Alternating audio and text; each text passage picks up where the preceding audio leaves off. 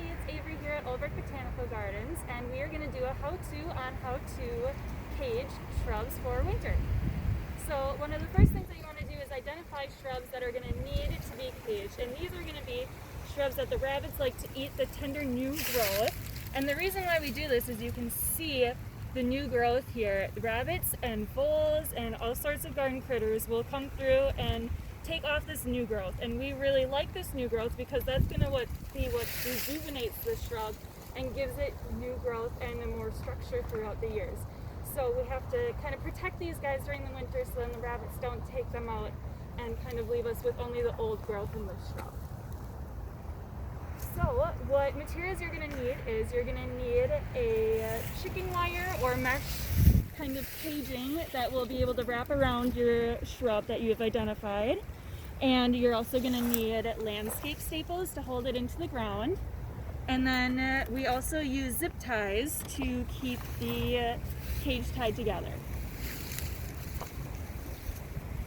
So what we'll do is we'll just go around the shrub and make sure that the shrub that this attaches and gives plenty of room for all the branches to be within the shrub here.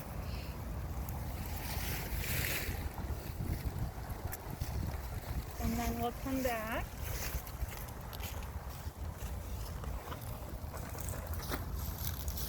and then we'll just zip tie it closed.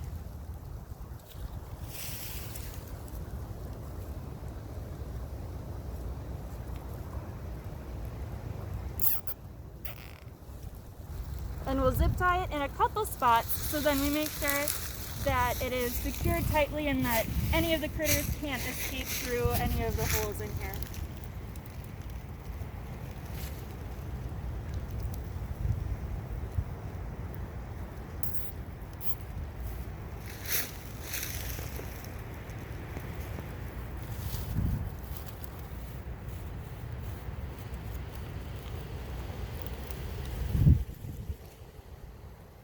Now this shrub that we're doing is a sweet shrub, or a calacanthus, and some of the other shrubs that you might want to look for within your garden are Horticulturist, your witch hazels or Hamamelis, your oak leaf hydrangeas. The rabbits really seem to like to eat that growth too, and even some of our more mature shrubs. So one of our witch hazels that had been putting on growth every year, it still came through and ate some of the older growth. So making sure that you identify the shrubs that the rabbits and the voles really like to eat and protecting them every year. So then we'll just take our landscape staples and put them into the ground, making sure that you get contact with the cage, and then you just push it straight into the ground so then it doesn't move around during the winter time and really keeps this cage intact. And we'll do a couple more on the other side, and that'll be it.